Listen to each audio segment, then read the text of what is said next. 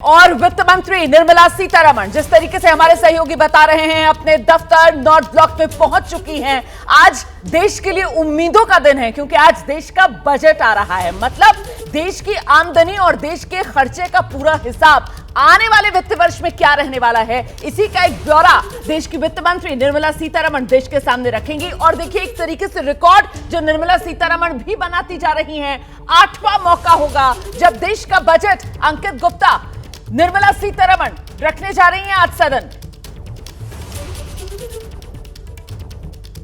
जी बिल्कुल, देखिए वित्त मंत्री निर्मला सीतारमण के लिए भी जो है एक ऐतिहासिक मौका है कि जिस तरीके से वो लगातार बजट पेश कर रही हैं। लेकिन हमारा सबसे बड़ी चर्चा पिछले कुछ सालों में यही हो रही है कि मध्यम वर्ग को क्या मिलता है बजट से।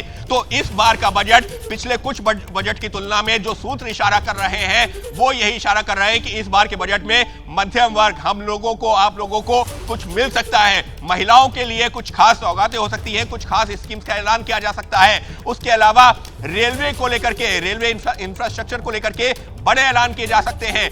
पोर्ट्स, जो शिपिंग पोर्ट्स हैं उनके थ्रू, क्योंकि हमारी इकोनॉमी जो बढ़ती है लिहाजा उसको लेकर के बड़े ऐलान किए जा सकते हैं। कैपिटल एक्सपेंडिचर जो कि 12 लाख करोड़ का किया गया था, क्योंकि सरकार का ये कहना है कि कैपिटल एक्सपेंडिचर से ना सिर्फ जो है वो अपना इंफ्रास्ट्रक्चर बिल्डअप होता है बल्कि रोजगार का सृजन होता है। लिहाजा उस और बड़े ऐलान किए जा सकते हैं। इसके अलावा युवाओं को ध्यान में रखते हुए बड़े ऐलान किए जा सकते हैं। तो और अंकित गुप्ता सुनिए ना, इन तमाम संकेतों और इन तमाम उम्मीदों की जो बुनियाद है, आप और मैं, हम दोनों थे कल जब प्रधानमंत्री नरेंद्र मोदी बजट सत्र की शुरुआत के लिए पहुंचे हैं संसद भवन परिसर। और वहां जब मीडिया के माइक के सामने वो पहुंचे तो उनकी तरफ से मां लक्ष्मी की जो स्तुति की गई है, सिद्धि बुद्धि प्रदय देवी, भुक्ति मुक्ति प्रदायिनी, मंत्र मूर्ते सदा देवी, महालक्ष्मी नमस्तुते। और यही वजह है कि जो उम्मीदें हैं अब वो परवान चढ़ती हुई नजर आ रही हैं कि इस बार का बजट मतलब मां लक्ष्मी की कृपा बरसने को तैयार है। अंकित गुप्ता, रोमाना, उम्मीदें तो हर बजट से हम लोग करते हैं, क्योंकि खास तौर पर मध्यम वर्ग, क्योंकि मध्यम वर्ग की हम बार बार बात क्यों कर रहे हैं, वो इस वजह से कर रहे हैं कि जो इनकम टैक्स रिटर्न फाइल होते हैं वो उसमें से बहुत बड़ी संख्या, जो करीबन 7-8 करोड़ के बीच में पहुंची है इनकम टैक्स रिटर्न फाइल करने वालों की संख्या, उसमें से एक बड़ी संख्या ऐसी है जो कि मध्यम वर्ग के जरिए दिया जाता है। और इस वजह से जब मध्यम वर्ग सवाल ये करता है कि जब हम जो टैक्स दे रहे हैं तो हमको मिल क्या रहा है, और इस वजह से आज का बजट अपने आप में महत्वपूर्ण माना जा रहा है। क्योंकि पिछले कुछ बजट में जो एक उम्मीद लगातार मध्यम वर्ग की तरफ से की गई कि हमको क्या मिलेगा, उस तरह से नहीं मिला। इस वजह से आज के बजट में, और जिस बात का आपने जिक्र किया ना, कल जैसे प्रधानमंत्री ने ये जो लक्ष्मी स्तुति थी ये की थी, और उसके बाद में जब उन्होंने मध्यम वर्ग और गरीब का जिक्र किया, उसमें भी गरीबों के साथ में मध्यम वर्ग का, तो निश्चित तौर पर मध्यम वर्ग की एक अपेक्षाएं बढ़ गई हैं कि उनको क्या मिलने वाला है। क्या जो इनकम टैक्स का स्लैब है उसके रेट्स बदलने वाले हैं, बदलेंगे तो हमारी जेब में कितना पैसा बचेगा, और सिर्फ इतना ही नहीं, क्या महंगा होगा, क्या सस्ता होगा, क्या जो महंगाई दर है जो बढ़ी है, खुदरा महंगाई दर जो पिछले कुछ महीनों में बढ़ी थी, वो क्या उसमें कमी आएगी। तो ऐसे तमाम सवाल हैं जिनका जवाब इस आम बजट में होगा। लेकिन फिलहाल अभी निगाह कहां टिकी हुई है?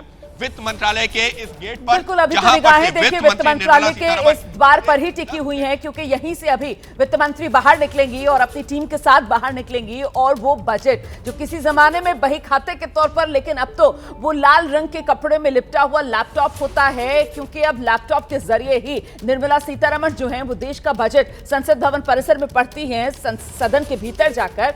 और पेपरलेस बजट, इसकी शुरुआत भी मोदी सरकार के दौरान ही की गई है। फिलहाल देखिए बजट को लेकर जितनी उम्मीदें हैं, ऐसे में महत्वपूर्ण यह हो जाता है कि ये बजट जो आने वाला है वो किन हालात में आने वाला है, और इन हालात में अर्थव्यवस्था की गति क्या है। इसको लेकर अंकित, जो इकोनॉमिक सर्वे की रिपोर्ट हम सब ने कल देखी है, उसमें इस वित्त वर्ष के लिए भी जो रफ्तार जीडीपी की वो थमती हुई नजर आ रही है, और अगले साल के लिए भी जो अर्थव्यवस्था की गति है बढ़ने की, वो बहुत ज्यादा तेज नजर नहीं आ रही। तो ये वो कुछ चुनौतियां भी हैं जिनको पार पाना होगा।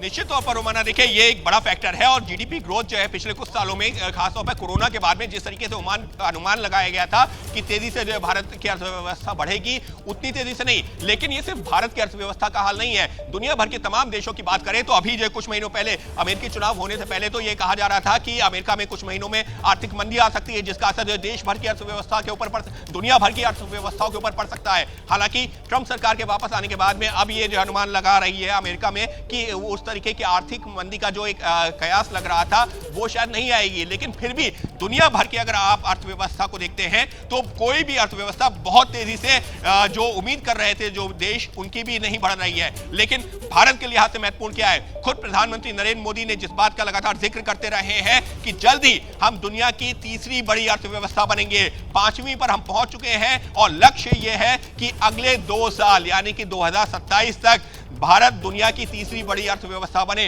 तो निश्चित तौर पर जीडीपी ग्रोथ जिसका अनुमान अभी 6.3 से लेकर के 6.7 6.8 तक रखा गया है, मुमकिन है अगर हम इसी जो टारगेट के साथ भी आगे बढ़ते हैं तो हम उस ओर आगे बढ़ेंगे, क्योंकि प्रधानमंत्री के जो सलाहकार हैं, जो तमाम जो है अधिकारी हैं, उन्होंने अपना आकलन के आधार पर प्रधानमंत्री को यह जानकारी दी है कि हम जो है तमाम चीजों को गौर करते हुए आगे बढ़ रहे हैं और जल्द ही जो हमारा लक्ष्य है 2027 तक दुनिया में भारत तीसरी बड़ी अर्थव्यवस्था बने, उस ओर हमको आगे बढ़ना है। और इतना ही नहीं, 2047 तक जो प्रधानमंत्री लगातार जिस बात का जिक्र कर रहे हैं कि डेवलप्ड नेशन यानी कि विकसित राष्ट्र की तरफ हमको आगे बढ़ना है और उसके लिए जरूरी है मजबूत अर्थव्यवस्था, उसके लिए जरूरी है आपका मजबूत अर्थतंत्र और उसी ओर ये जो बजट है उनमें तमाम चीजें देखने को मिलेंगी। और उसमें जो सबसे महत्वपूर्ण आता है रोमाना, वो अगर हम बात करें तो सरकार की जो नीति है वो ये है कि कैपिटल एक्सपेंडिचर यानी कि जो खर्च किया जाता है इंफ्रास्ट्रक्चर के ऊपर, जो कि सरकार का मानना है कि इससे हमारे बिल्कुल अंकित में लौटूंगी आपके पास जैसे ही वित्त मंत्री अपने मंत्रालय से बाहर निकलेंगे। एक बार फिर से अंकित गुप्ता का रुख करेंगे।